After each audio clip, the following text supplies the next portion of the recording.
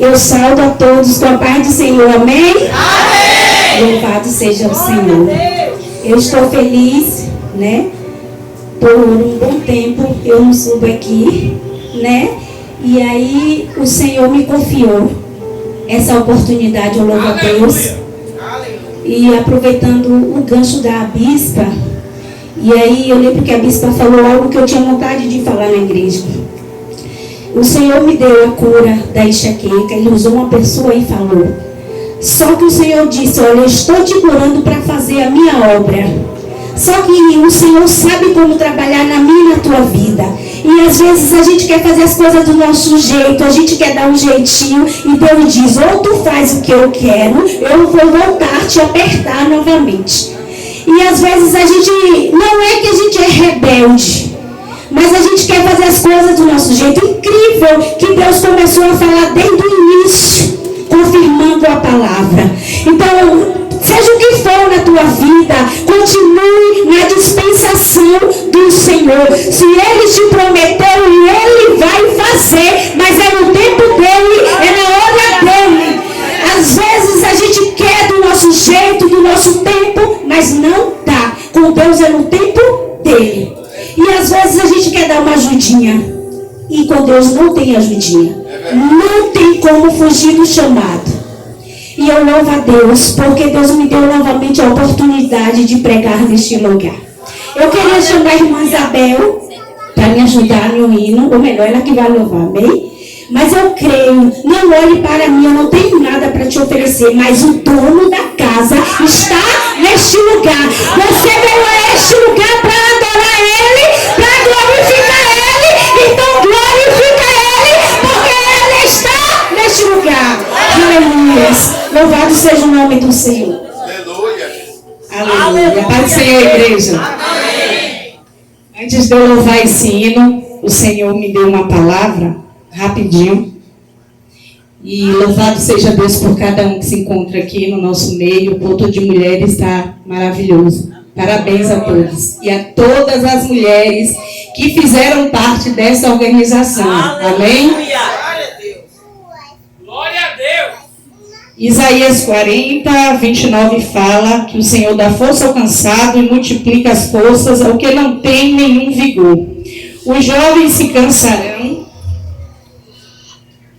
e se fadigarão, e os mancebos certamente cairão. Mas os que esperam no Senhor renovarão as suas forças, subirão com asas como águia, correrão e não se cansarão, caminharão e não se fadigarão. A igreja precisa de renovo. A igreja quer renovo.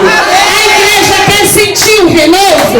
Então exalte a este Deus que é digno de toda honra, toda glória, todo louvor, toda adoração é para Ele. Aleluia. Vamos adorar Ele. Eu quero renovo, igreja. A igreja receba renovo em nome de Jesus. Aleluia. Oh, glória. Renovo, igreja. Renovo, Senhor. Derrama a tua graça neste lugar. Ai, me dá disposição para viver. Me dá disposição para mergulhar no mar da oração mais uma vez.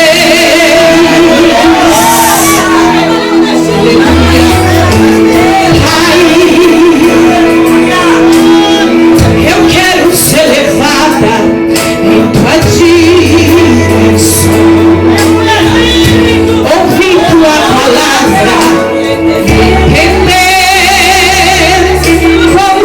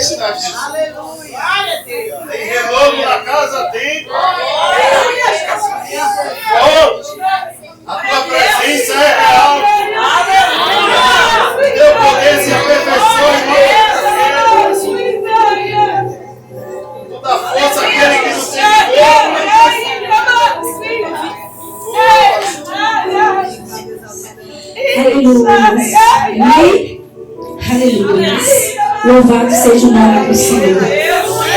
Fique atento que o Senhor vai falar este lugar. Amém? Eu creio que Ele já começou a trabalhar. O dono da casa está neste lugar. Amém? Nós vamos ler Atos, capítulo 9, versículo 36. Amém? Louvado seja o nome do Senhor. O Senhor é bom e sabe amar. Como é mês das mulheres, temos que falar sobre as mulheres da Bíblia, não é? Não que essa palavra vai se ater somente às mulheres, mas aos homens também. Amém? Louvado seja o nome do Senhor. E o Senhor está neste lugar. Aleluia. Amém? Havia em Jope, todos acharam? Havia em Jope uma discípula chamada Tabita, que traduzida se diz Dorcas. Esta estava cheia de boas obras e esmolas que fazia. E aconteceu naqueles dias que, enfermando, ela morreu, e tendo levado a depositaram num quarto alto. Amém? E como Lida era perto de Jope, ouvindo os discípulos que Pedro estava ali, lhe mandaram 2 varões, rogando-lhe que não se demorasse e viesse, que não demorasse e vir-te com eles. E levantando-se Pedro, foi com eles. Quando chegou, o levaram ao quarto alto, e todas as viúvas rodearam, chorando e mostrando as túnicas e vestes que Dorcas fizeram, quando estava com elas. Mas Pedro, fazendo-as sair a todas, pôs-se de joelho e orou em volta-se para o corpo. Disse: Tabita, levanta-te. E ela abriu os olhos, vendo a Pedro, sentou-se. E ele, dando-lhe a mão, levantou, chamando os santos e as viúvas, apresentou-lhe viva. E foi isto notório por toda Jope, e muitos cresceram no Senhor. E ficou muitos dias em Jope com certos Simão curtidor. Amém? Louvado seja o nome do Senhor. Aleluia. Aqui nós estamos diante de uma história de uma mulher notável, uma mulher admirável naquele tempo. Se eu fosse discernir, incrível que quando eu já ouvi sobre Dorcas no plural dá a entender que é mais pessoas, não é? Dorcas é plural, mas quando você vai ver, Dorcas é só uma mulher, que é Tabita. Essa mulher foi escolhida naquele tempo para cuidar das viúvas, porque as viúvas de antigamente, elas não tinham algo depois da morte do seu marido. Hoje, se uma mulher ficar viúva, ela tem vários recursos, vários benefícios. Hoje tem o CRAS, hoje tem cursos que elas podem fazer para ganhar um dinheiro. Elas têm um Bolsa Família, antigamente não tinha. Elas viviam da bondade de algumas pessoas. No caso, Dorcas, aquela mulher se doou para servir ao Senhor, para ajudar aquelas viúvas. E quando eu fui pesquisar esmola, antigamente, quando a gente morava na roça, esmola era uma coisa ruim. Da esmola, aquele esmolé. Mas quando a gente vai pesquisar, esmola é algo totalmente lindo. É algo bondade, amor, cuidado, zelo. E sem nenhum benefício em troca. É você se doar pelo outro sem esperar nada. Aquela mulher era notável. E é tanto que aquela mulher morreu por um curto tempo. E aquelas viúvas, a Bíblia vai dizer que elas ficaram em volta daquele corpo e pasme, pegaram o corpo daquela mulher, colocaram no quarto alto. Era um costume da Bíblia para preservar o corpo até o sepultamento. Aquelas mulheres tinham cuidado com Dorcas, porque Dorcas era especial. Dorcas se preocupava com o seu próximo. Aleluias, louvado seja o nome do Senhor. Então, e hoje, como é que eu e você temos nos preocupado com o próximo? Nós estamos preocupados com eu, primeiro eu, segundo eu, igreja, até porque a gente não vive 24 horas dentro da igreja. A gente só tem 3 cultos e o culto só deve demorar no máximo 2 horas e meia de relógio. A obra é muito mais. A obra é lá fora, a obra é na comunidade, a obra é onde você mora. A obra é muito mais do que isso. E às vezes a gente fica preso. Eu não faço a obra porque eu não estou no ministério, eu não tenho cargo, eu não tenho microfone. Não, Deus te chamou para ser luz, e a luz é lá fora, não é só aqui dentro. E às vezes nós temos a oportunidade de somar na vida de alguém. Epa, hoje vai ter coisa aqui. Fale com Jesus. Ele colocou isso no meu coração e é isso que eu vou trazer, amém? E aí sabe o que acontece? Nós precisamos entender um ao outro. Aí é que entra. Vocês aqui, nós somos o quê? A Bíblia diz que nós somos o quê? Corpo, alma. O corpo, a gente faz o que com o corpo? Alguém pode dizer? Pode dizer. O que a gente faz com o corpo, bispo? Cuida, vai no médico, faz exame, às vezes faz uma dieta, faz exercício físico. E o espírito, a gente faz o quê? Todo mundo sabe. O espírito, a gente faz o quê com o espírito? A gente ora, a gente jejua, a gente consagra, tudo isso. E a alma? A gente faz o quê com a alma? Tem que preparar o dia de Jesus. Aí é que tá. A alma, eu já falei isso aqui, a alma é a sede das nossas emoções. Se você não se conhece, se você não conhece o outro, como é que você vai ter empatia com o seu irmão? Ei, nós temos temperamento. Temperamento não se adquire, temperamento nasce. Existem 4 tipos de temperamento, alguém aqui sabe? Colérico, sanguíneo, flemático E melancólico. e melancólico. O senhor é? Talvez sanguíneo ou melancólico. E aí é que tá a diversidade, gente. Quando você vai estudar isso, você se apaixona, você passa a ter empatia e a julgar menos. Pois é, eu sou melancólica nata. Olha pra isso. Eu sou esponja, introspectiva, absorve tudo, sofre com intensidade, é meu. Outro dia eu estava conversando com a bispa, eu disse, bispa, Deus tem que me dar logo esse temperamento. Ela falou, pai, você é doce. Eu falei, mas eu sofro.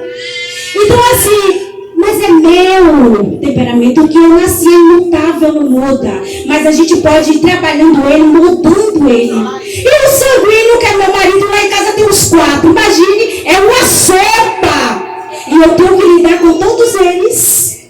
Meu filho, meu Samuel, é fleumático, maravilhoso. A casa pode cair por cima dele, tá tudo certo. Meu marido, ele é sanguíneo, ele vai, sobe, desce, é estourado, resolve, briga, foi lá, voltou, esqueceu tudo. Enquanto eu tô aqui remoendo. Então, gente, é isso, a diversidade, é isso, gente. Quando a gente entende isso, a gente resolve as coisas com facilidade. E a vida é sobre isso. Então, Dorcas, aquela mulher, tinha caridade, tinha bondade, cuidava daquelas viúvas com amor, com zelo e com paciência. Quando aquela mulher morre, as viúvas sentem falta daquela mulher. Aquelas viúvas mandam chamar Pedro imediatamente, porque ela se viu desamparada, ela se viu desprotegida, ela se viu a vírus literalmente. Então quem é você hoje? Você tem somado na vida de alguém? Ou você tem julgado? Você tem cuidado de alguém? Ou você tem criticado? E aí um bom do melancólico, que ele quer ajudar todo mundo. Mas ele é desconfiado, desconfia de todo mundo.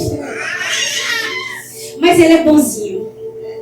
Mas o que acontece? Ele quer ajudar todo mundo. Eu sou assim, se eu gostar de você, eu quero te ajudar. E aí aconteceu um fato comigo esses dias. Eu gosto muito da pastora Rosália, né? Falo porque ela nos recebeu, estava na porta assim que a gente chegou aqui. Quando eu recebi a notícia do falecimento da sua mãe, veio como uma flecha. É como se fosse um parente próximo. Eu senti uma crise de enxaqueca desde o dia da morte até ontem. Tive que ir para a UPA tomar 3 injeções. E não passou. Eu tomei os remédios mais fortes que a neuro passou há um tempo atrás. Não passava. E aí eu fui para a médica, ela disse, isso é uma crise de ansiedade. Eu falei, eu sei. E aí eu senti com muita intensidade, como se fosse alguém próximo. Eu senti a dor dela. E quando você sente a dor de alguém, você sofre com uma pessoa. E ali é você ter empatia. Eu estava com muita dor de cabeça naquele dia, ela nem sabia. Mas eu fui para o velório, fui para o sepultamento, eu via que ela estava sofrendo, mas eu vi que ela me deu um abraço tão forte por estar ali com ela. Isso é gratificante. É você se doar pelo outro. É você não pensar em você. É você se dispor para o outro. Meu marido ligando. E aí o que acontece? Hoje ele não está aqui não, ele está trabalhando, amém? E aí o que acontece? A gente vai ver que Jope foi uma cidade, foi um portuário muito importante na Mesopotâmia. Então Jope ali era uma cidade importante ali entre Jerusalém para abrigar os discípulos ali naquela época, né?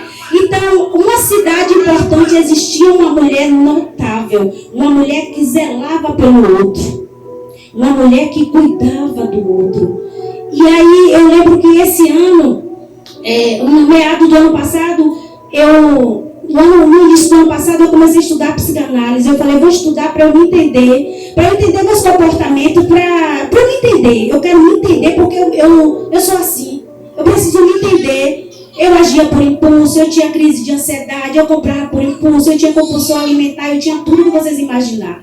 Por causa da minha infância. Aí eu vou te dizer, ei, você que está aqui hoje, não sei se as irmãs grávidas que estão aqui, olhe, isso é fato, é comprovado. A Bíblia diz que é bíblico e ciência.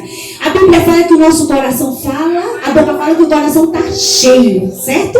Então, olha só, mulheres que estão aqui grávidas, se você está aqui, cuide desse bebê, dê carinho. Se esse bebê já tem nome, dê um nome, fale o nome, paz, dê carinho a esse bebê, dê afeto. Sabe por quê? Bebês é rejeitado até no ventre.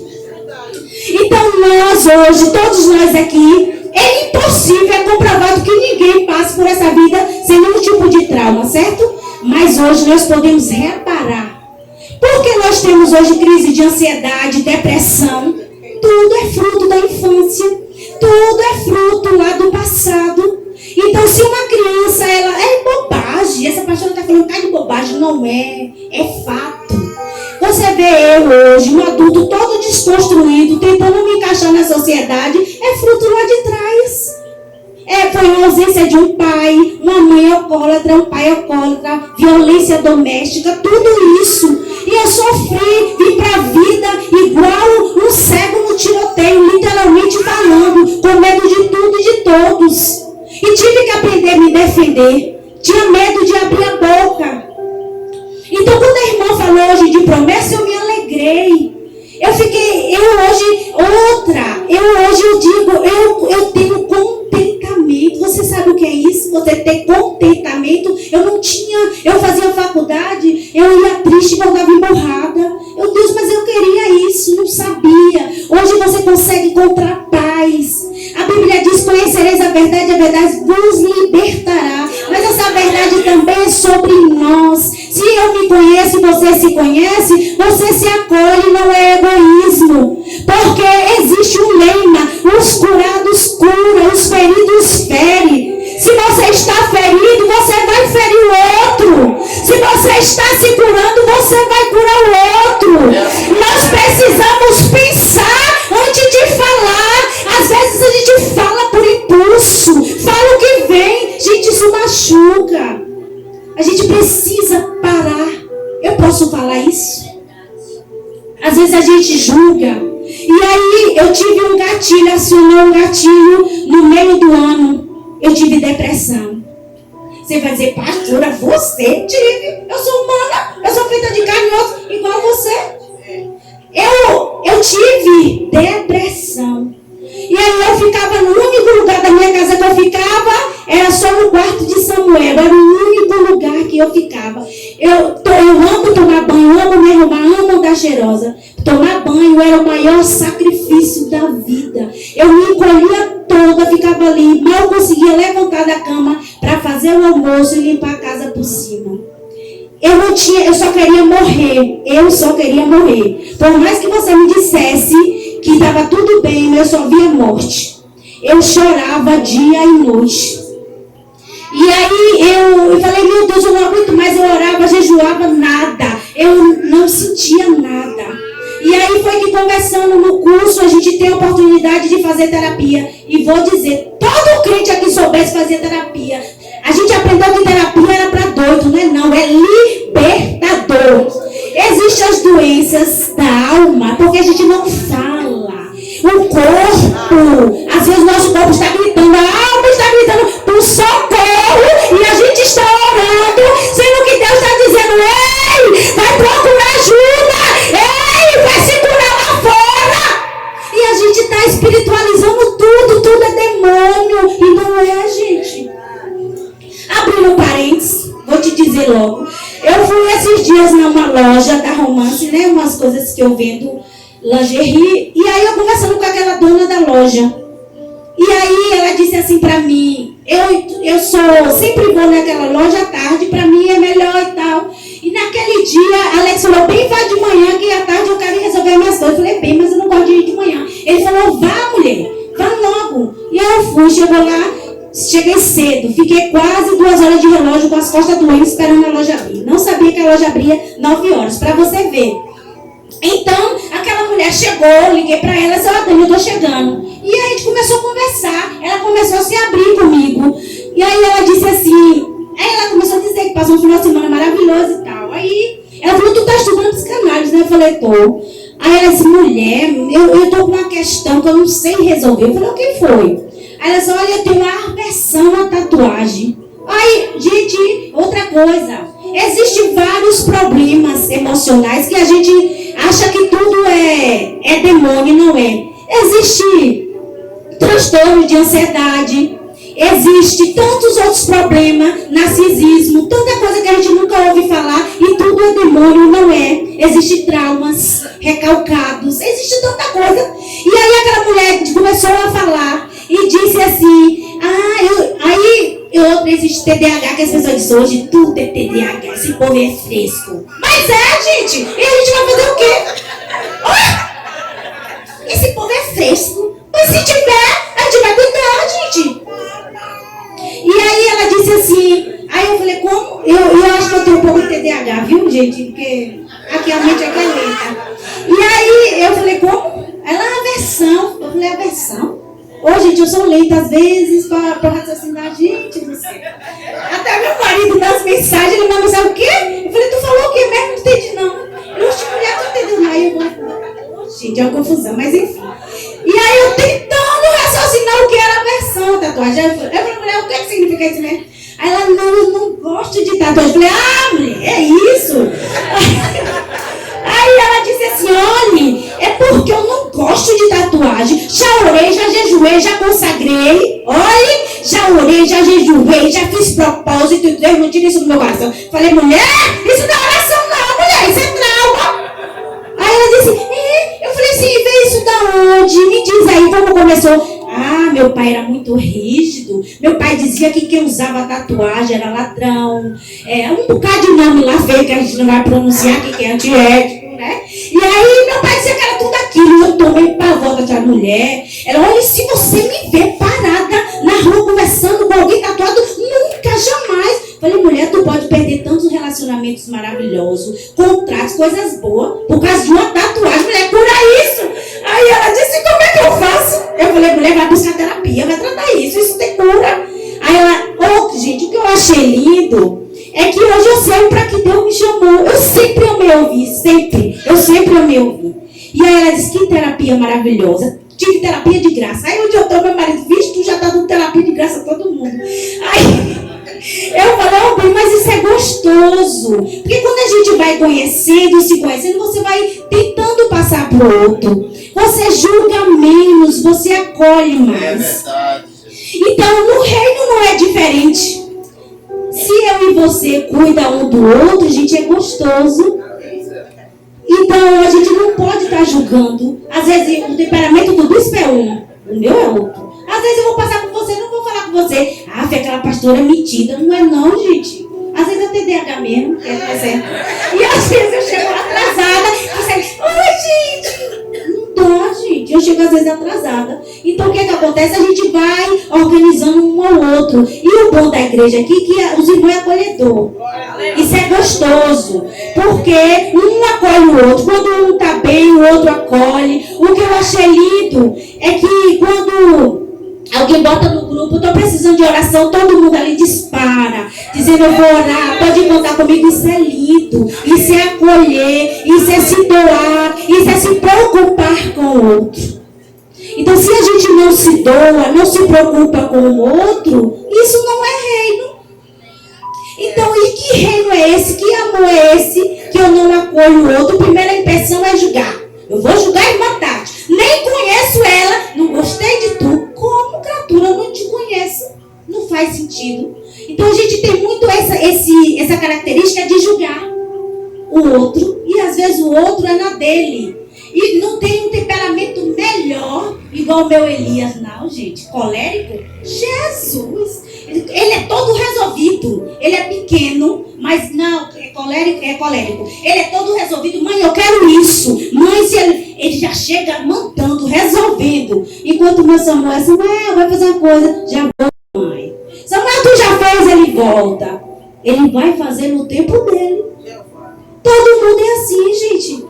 Todo mundo aqui tem uma diversidade de temperamento. Tem temperamento, comportamento e caráter. Caráter muda, comportamento muda, mas temperamento não. Ninguém muda ninguém. Aí é o gostoso, que ninguém muda ninguém. Ninguém muda ninguém. Eu não vou mudar você, nem você vai me mudar. O que vai acontecer é que a gente vai se adaptando um ao outro. A gente vai convivendo um com o outro.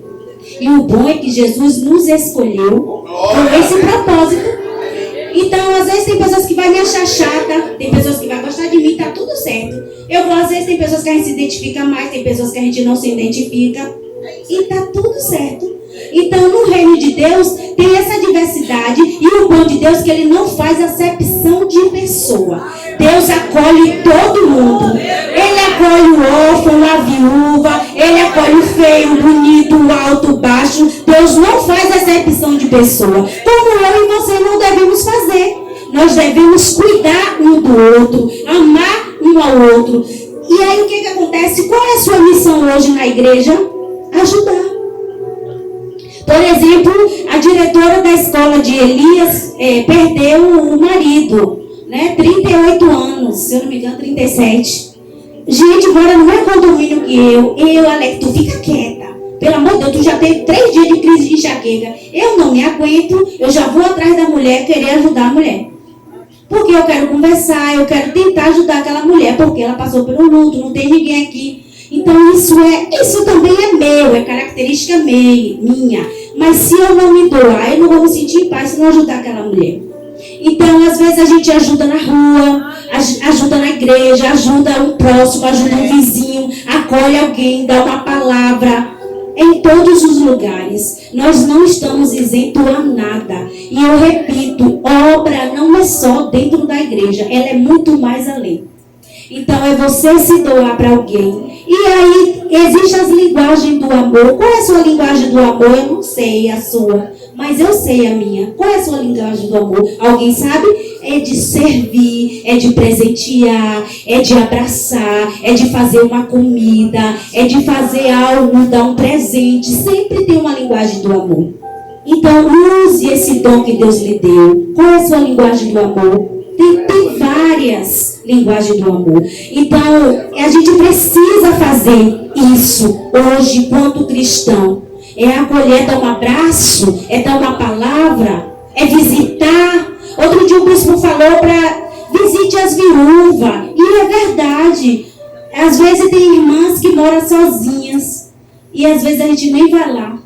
porque a gente está tão preocupado com a gente. Eu preciso fazer isso, eu preciso. E aquele que Deus designou para a gente cuidar, às vezes a gente nem vai lá, nem liga, nem dá uma palavra. Se você tem um amigo, uma amiga que você não fale com ela hoje, dê uma palavra de Deus, renove a aliança com essa pessoa de amizade. Às vezes a pessoa está lá precisando de uma palavra. E aí, se você não liga, essa pessoa às vezes está lá e você nem ligou. Às vezes a gente julga, fulano me esqueceu. Mas faça a sua parte. Faça a sua parte. Porque Dorcas, ela foi notável. Dorcas, mesmo morta, fez história naquele lugar. E aí a Bíblia diz que Dorcas, ela... A ressurreição dela, muitas pessoas conheceram a Cristo. Quando saímos dessa terra, como é que vamos ser lembrados? No velório da mãe da pastora, as pessoas falavam muito que ela era uma mulher assim, que era assada. As pessoas falavam muito bem dela, inclusive as filhas. Quando a gente sair dessa terra, como é que a gente vai ser lembrado? Claro que o lembrar aqui tem que ser o nome de Cristo, o glorificar o nome de Deus, é o ir do Senhor, é fazer a obra dele, é fazer o que ele manda. E fazer a obra do Senhor vai na contramão do que nós queremos. Fazer a obra de Deus do jeito que a gente quer é fácil. Mas quando Deus diz, vai fazer do jeito que eu quero, na hora que eu quero, é que é difícil. Porque a gente quer andar, eu mesmo quero do meu jeito. Deus me fez uma promessa, como uma irmã falou, quando eu morava na roça, naquele lugar pobre, de extrema pobreza, de nem ter comida para comer. E a gente sofria violência doméstica. E eu lembro que eu fui numa vigília, irmã, nunca me esqueço. Deus usou um irmãozinho bem simplesinho e me disse, eu vou te usar muito sobre essa terra, vou te tirar desse lugar. Mas aonde, gente? A gente olhava para um lado, olhava para o outro, era improvável, não tinha nada. E aquele lugar é impossível. Quando hoje eu vejo de lá para cá, hoje eu tenho 15 anos de casada. Outro dia eu dei um revertério. Olha como Deus faz, Deus é tão bom com a gente, tão misericordioso. E aí, quando eu falei da crise de enxaqueca, é porque eu queria as coisas do meu jeito, né? Estou estudando, olha, se achando. Eu estou estudando Deus e eu vou procurar alguém para abrir uma porta de emprego para mim. E Deus usou alguém aqui na pregação e disse, não vai procurar nenhum vereador, não me lembro quem foi aqui que pregou. Não é para procurar ninguém, é eu que vou abrir a porta. E aí eu dei uma de rebelde, quero fazer as coisas do meu jeito. Eu vou fazer tudo do meu jeito. Espera aí, que eu vou te apertar de novo, vou te botar de novo onde eu te tirei, para tu voltar a fazer a minha vontade. E aí, meu marido, ele quer muito. Ó, você vê como é, tudo que você sofre faz sentido. Meu marido gosta da mesa arrumadinha, da mesa posta. E eu não gosto de botar a mesa, não suporto. Mas aí você vai dizer, que besteira, pastora. Mas sabe por quê? Porque eu vivi a vida toda trabalhando de doméstica. Na casa dos outros era obrigada a colocar mesa. Eu tinha hora de acordar e não tinha hora de dormir. Eu odiava aquilo. E aí hoje eu estou trabalhando isso em mim. E aí ia gerando conflito dentro de casa. Porque eu sabia que ele queria aquilo, mas eu não vou botar. Os filhos vão assim mesmo, porque eu vou botar mesmo. Mas eu vi que aquilo ali estava gerando conflito. E aí eu ouvi uma palavra, e aí conversando com uma pessoa, eu não vou falar quem, e ela disse, minha filha, faça assim, faça assado, minha filha. Eu falei, mas não vou fazer não. Ela, minha filha, ceda. Aí eu falei, meu Deus, né? E aí eu fui tentando, encaixando as coisas, eu falei, meu Deus, eu vou. E aí eu vi um confesso, eu disse, não, se não der certo eu salgo de casa, agora eu vou morar e vou fazer isso e aquilo. Deus, espera aí, tu se governe, espera aí que eu vou fazer as coisas. E aí eu vi, eu falei, Deus, é verdade. E aí, quando Deus me deu essa palavra, eu fiquei, como diz a irmã, 3 noites sem dormir. 3 noites, 3 horas da manhã em oração. Eu falei, Jesus, tem misericórdia de mim, Jesus. Teu vaso, eu já entendi, viu, Jesus? Eu não vou voltar atrás, não. 15 anos, eu vou para onde? Eu falei, não, Jesus, tá certo, eu já entendi, tá bom?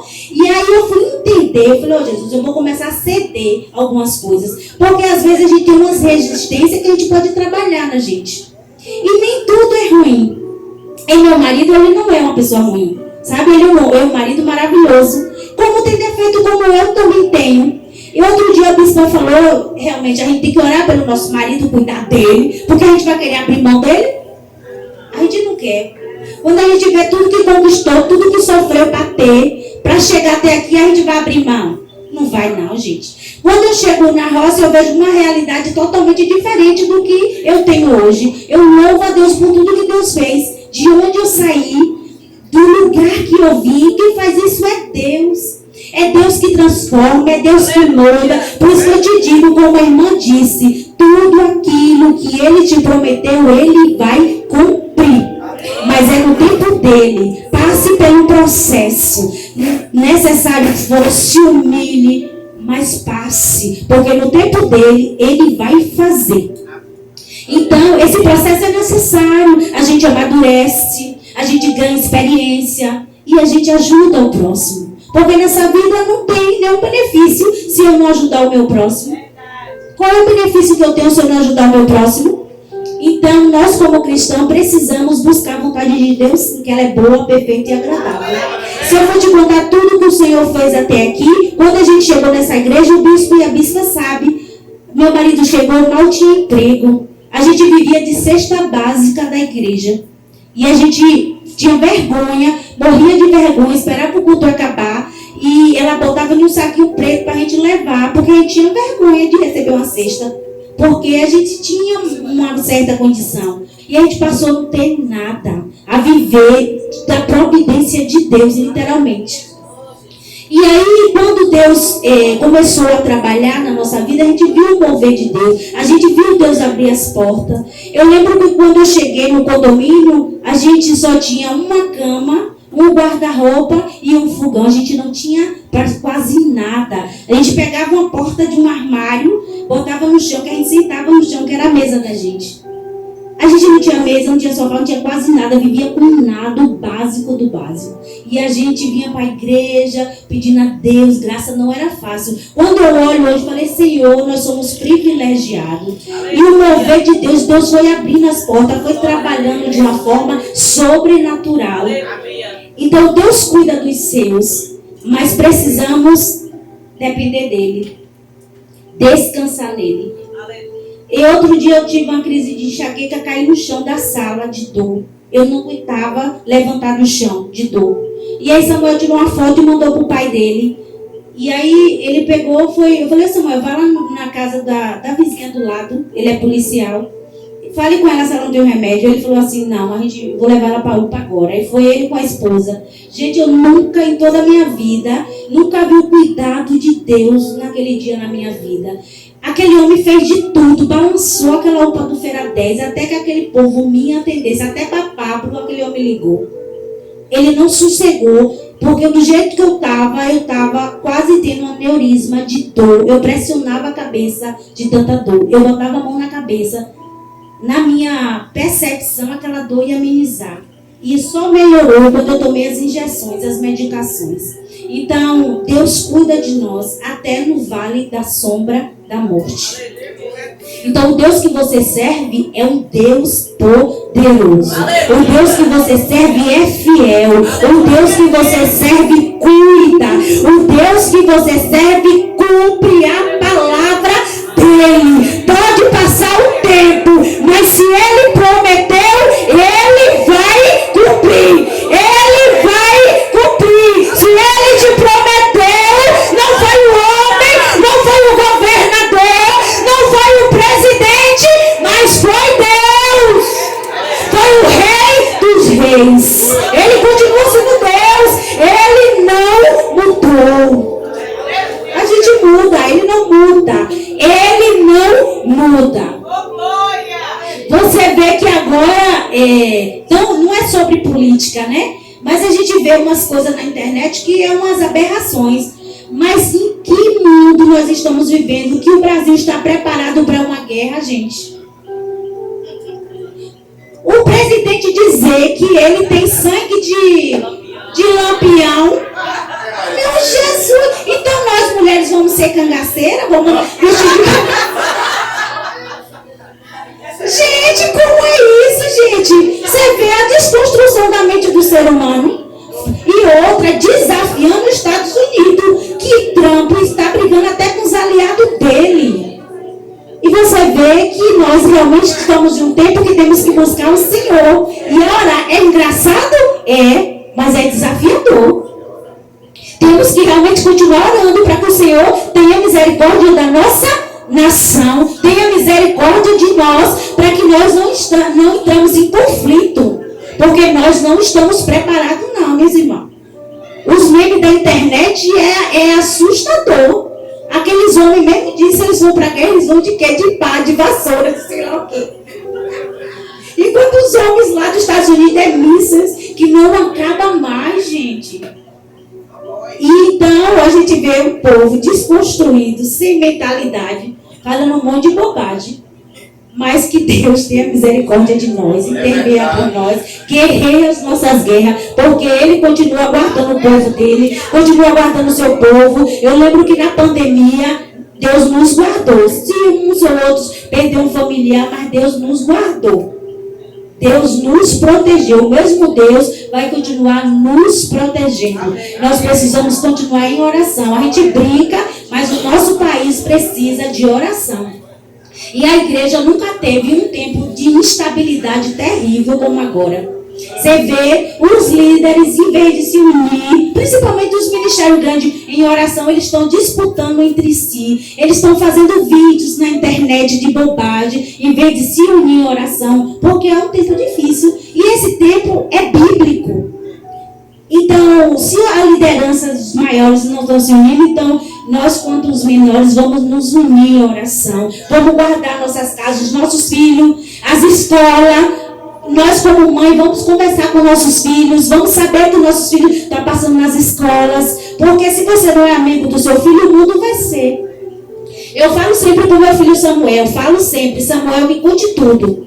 Pode me contar tudo. Se ele não me contar, eu sei. Eu falei, você está me escondendo alguma coisa. Mais cedo ou mais tarde eu vou descobrir. E depois ele vem, mãe, aconteceu isso. Porque a gente precisa ser amigo dos nossos filhos. Nós precisamos saber o que está acontecendo. Porque se a gente não abraça, o mundo abraça. E hoje nunca houve um tempo de tanta depressão, de tanto suicídio. O suicídio não começa agora. A pessoa se matou ali, não. Ela já vem dando sinais, ela já vem dando alerta. Ela começa com a mutilação, ela começa com a automutilação, ela começa com indícios, ela tem sinais. Então você, quanto mãe, quanto pai, começa a orientar seu filho, comece a conversar com seu filho. Se não está sofrendo bullying na escola, comece a ver, porque nós estamos vivendo um tempo realmente de guerra espiritual, mas também de guerra moral. Então, se eu e você não conversar com os nossos filhos, muita coisa vai acontecer e a gente não vai saber. Então, eu aprendi muito com meu marido, isso eu aprendi com o Alex. Se o meu filho chegar em casa com um lápis que não é dele, eu quero saber. Se aquele lápis a gente não deu, a gente tem que começar mesmo pequeno. Esse lápis é de quem? Essa caneta é de quem? Não é sua. Então, se a gente não começa com as pequenas atitudes, cresce, vira um gigante. Aí o menino começa a trazer coisas maiores e você começa a aceitar dentro de casa como normal, porque você não puniu ou não corrigiu no tempo certo. Existe uma amiga que ela é professora e a filha dela deu vários sinais do que estava acontecendo. Todos os dias ela trazia um estojo cheio de lápis de caneta. Cheio. E ela não investigou, ela estava agoniada, dando aula no colégio aqui em Féria importante, e ela já estava com crise de ansiedade. Ela não cuidou da menina, a menina com 14 anos. Essa menina começou a furtar na escola. Quando foi conversar com essa menina disse que a mãe não dava atenção para ela, que a mãe só vivia para o trabalho. Às vezes a gente quer ganhar o homem, ganhar o mundo inteiro e perder sua alma. Às vezes a gente quer ganhar tudo e negligencia a nossa casa, a nossa família. E a nossa família é a célula principal. Se você não cuida da sua família, você não pode cuidar do outro. E aqui eu não estou falando de família perfeita não, que aqui não existe casal margarina não. Como é margarina? Não existe aqui casal perfeito. Você vê aquele marido, aquela mulher ali arrumadinho, bonito, ué? Não existe não, gente. Todo mundo tem conflito dentro de casa. O que a gente tem é Deus para nos ajudar e nos ter misericórdia de nós. Então, se a gente não ajusta as coisas, a gente vai entrar em conflito. Então, tudo se conversa, tudo tem jeito, não tem nada perdido, não tem nada que não tenha jeito. E se há um trauma na infância, há uma rejeição, há uma falta de afeto, tudo há cura. A cura emocional, a cura da alma, a cura de tudo que a gente sofre, a explicação para tudo. Às vezes esse seu comportamento explosivo, às vezes é só escondendo uma rejeição, às vezes come de unha, todo excesso esconde uma falta, às vezes a gente tá o tempo todo, tem alguma coisa gritando ali, e às vezes a gente não se conhece. Olha aí. Então todo excesso esconde uma falta. Então aquela pessoa que é estourada, aquela pessoa está gritando por socorro, aquela pessoa não teve escuta na infância, aquela pessoa precisa ser ouvida. Então quando você é ouvida, você tem escuta, você com certeza vai entender os seus temperamentos, você vai entender o seu comportamento e você vai julgar menos, né? E eu louvo a Deus por essa rica oportunidade, fico muito feliz, né, que o Senhor me confiou e a bispa me convidou, né? Eu creio, um pouquinho que eu falei aqui, você pegou um pouquinho, certo? E que você, no mínimo, coloque em prática um pouquinho que eu falei aqui. Se você não lembra de tudo, lembre sempre dos temperamentos, busque ele, estude um pouco sobre ele, porque aí você vai entender você e o seu familiar. Você vai entender você e o seu próximo. Você vai se acolher e acolher o outro.